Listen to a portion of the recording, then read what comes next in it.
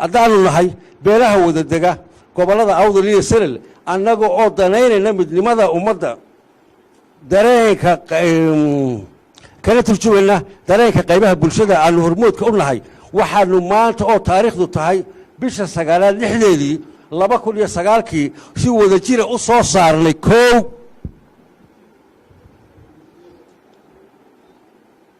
in madaxweynaha maanta talada dalka haya looga fadhiyo in uu diyaariyo sida ugu dhaqsaha badan leh madan loo dhan yahay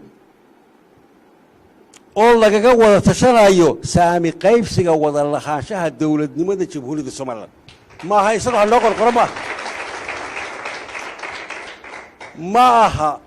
madaxweynuhu wasiirada loo kordhiyo ma aha baarlamaanka saddex lagu daro ma waa in dib la iskugu soo noqdaa oo madaxweynuhu diyaariyaa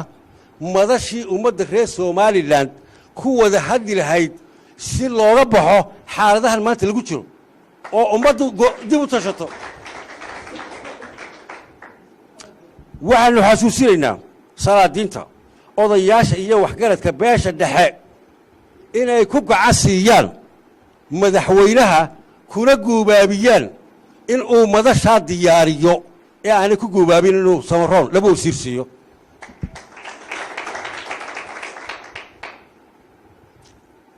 haddaba ilaa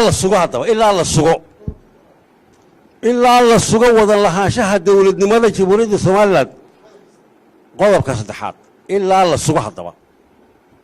wada lahaanshaha dawladnimada jamhuuriyadda Soomaaliland lagama hadli karo lama soo qaadi karo lamana qaban karo wax doorasho ah gobollada awdal iyo salel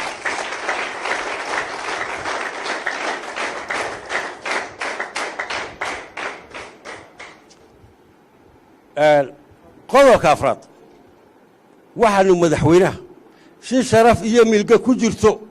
isaga oo u fikiraya si qarannimo ah uga codsanaynaa inuu sida ugu dhaqsaha badan u qabto madasha lagaga arsanayo dib u sixidda wada lahaanshaha dawladnimada jamhuuriyadda Soomaaliland oo loo wada dhan yahay qodobka shanaad waxaanu wadamada daneeya Soomaaliland deeq bixiyayaasha iyo hay'adaha caalamkaba si buuxda uga codsanaynaa in ay murtiyeedka si dhow ula socdaan oo fiiro gaar u lahaadaan aad iyo aad baad u mahadsantiin